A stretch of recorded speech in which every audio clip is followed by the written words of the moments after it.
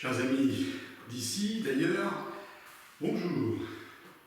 Nous poursuivons donc pour cette deuxième petite vidéo notre parcours avec l'Épître aux Philippiens. Hier, nous avions pu profiter de l'hymne aux Philippiens et dans les versets qui suivent immédiatement aujourd'hui, nous retrouvons Paul. Mais rappelons-nous peut-être au printemps, dans le premier confinement, nous avons parcouru le livre des Actes des Apôtres pendant le temps pascal. Et c'est là que nous avons fait connaissance avec la communauté de Philippe, dont on nous parle dans le livre des Actes des Apôtres.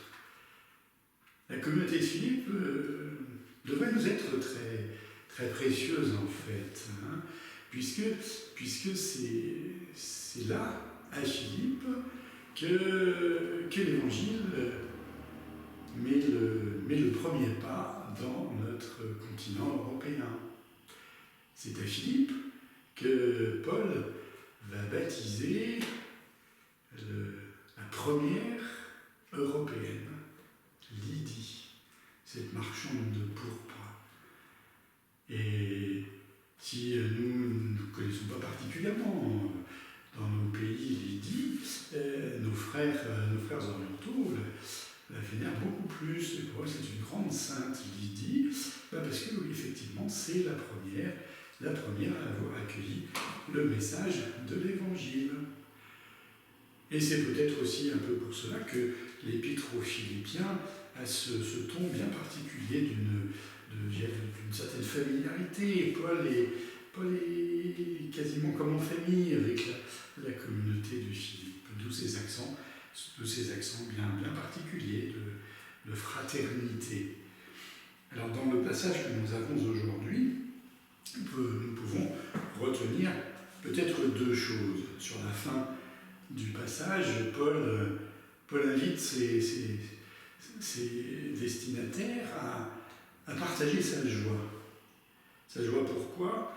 Eh bien parce que Paul, qui est en prison, à ce moment-là, Paul fait confiance au Seigneur et qu'il invite ses destinataires à en faire de même, à partager donc cette joie de l'apôtre qui, bien qu'en prison, sait qu'il peut faire confiance en toute chose au Seigneur.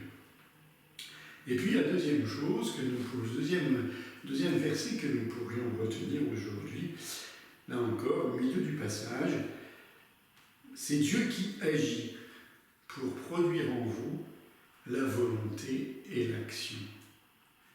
Un beau petit verset qui met en exergue ce qu'est notre vie de baptisé. La rencontre entre la présence de Dieu qui agit en nous par l'Esprit Saint et notre coopération. C'est Dieu qui en nous fait désirer, nous fait vouloir davantage y agir pour nous rapprocher de lui et de nos frères. C'est Dieu qui agit, mais il a besoin de notre collaboration. À bientôt, frères et sœurs.